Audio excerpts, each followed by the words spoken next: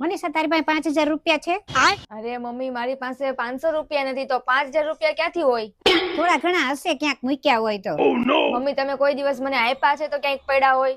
તારા પર્સમાં કે તારા કબાટમાં કે જો ને ક્યાંક હંતાડ્યા હોય તો. મમ્મી તમને એવું લાગે છે કે હું તમારાથી પૈસા સંતાડું છું? નથી મારી પાસે. હા તો હમ ખાતો. અરે હું મારા સમ ખાઉં છું, મારી પાસે 1 રૂપિયો નથી. તો પછી આ તારા ડ્રેસિંગ ટેબલ માંથી 5000 રૂપિયા કોણે હંતાડ્યા હશે? તો મારા જ હશે. હું મૂકીને ભૂલી ગઈશ. તે તો સોગન ખાધા કે નથી મારી પાસે 1 રૂપિયો, તે તો મારા જ હોય ને. भारी मिस्टेक हो गया सर।